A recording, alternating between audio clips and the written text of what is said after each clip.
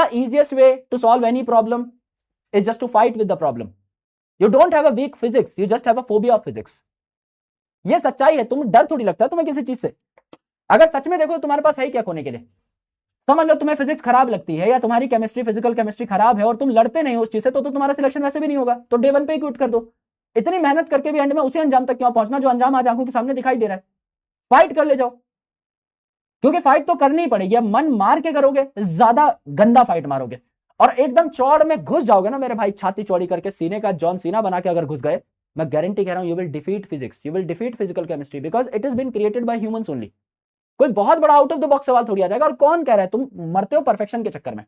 45 में से मैं 45 लेके आऊंगा. When you are getting a good government medical college seat just by solving 37-38 questions out of 45, why are you falling forward for 45? मैं कह रहा हूं 90 मैं दिला दूंगा भाई.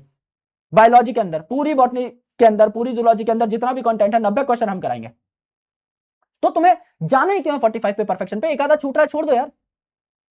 ये स्मार्ट अप्रोच होता है. यू वांट अ सीट और you want AIR first rank की, मैं तो 720 में से 720 ही एम करूंगा, वो आज सोच लो. ये आपको अभी पता होना चाहिए. ये बाद में माइंडसेट नहीं बनता भाई, ये डे वन पे बनता है. So you need to crack the game for which you have to fight, and fighting is very easy.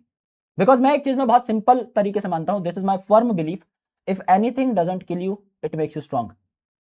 और फिजिक्स पढ़ने से मरा तो नहीं आज तक कोई कि भाई फिजिक्स पढ़ते पढ़ते ही खून की पिचकारी निकल गई मुझसे, किसी के नहीं निकली. तो जब तक डरते रहोगे, सोचोगे फिजिक्स मुझसे ज्यादा बुलंद है, फिजिक्स मुझसे ज्यादा बड़ी है, नहीं क्रैक कर पाओगे. और एक दिन दम लगा के इज्जतदार तरीके से अगर बैठ गए किताब लेकर के, एक दिन सवाल नहीं बनेंगे, 2 दिन सवाल नहीं बनेंगे, 3 दिन नहीं बनेंगे, 5 दिन नहीं बनेंगे, जिद से अगर बैठ गए, क्यों नहीं बनेंगे. सोच के देखो किससे बनते हैं सवाल. जिसके कंसेप्ट अच्छे होते हैं, जिसको फॉर्मूला याद रहते हैं, उसी से तो बनते हैं. कोई बाहर का तो आदमी बना नहीं रहा है बाकी बच्चों के सवाल. कैसे नहीं बनेंगे. Solve the solved questions. This was my approach. मेरे पास फिजिक्स पढ़ने का बहुत ज्यादा टाइम नहीं था. When I was cracking TIFR, when I was cracking jam, research competitive examination, मेरे पास फिजिक्स पढ़ने का बहुत टाइम नहीं था और ना कोई मेंटोर था. मैं सिर्फ उन क्वेश्चंस को सॉल्व करता था जिनके पास सोल्यूशन अच्छा डिटेल में दिया हुआ है. तो मैं अगर कहीं फंसा, मैं पीछे जाके अप्रोच चेक करूंगा, अच्छा ये था, इस वजह से नहीं कर पा रहा था. अगली बार आए कोई वैसा सवाल फिर बताता हूं, फिर बता दूंगा भाई. मैं गलती एक ही बार करता हूं. I never let same snake bite me twice. मैं गधा हूं अगर सेम सांप मेरे को 2 बार काट गया. और ये सिर्फ सवालों के लिए नहीं कह रहा मैं एक बार बेवकूफ बनता हूं इच्छा से, अपनी इच्छा के विरुद्ध. कोई बहुत स्मार्ट होगा, एक बार बना पाएगा, दूसरी बार सेम चीज को आड़े नहीं आने दे सकता मैं. मेरा मेरा बेवकूफपन है फिर वो.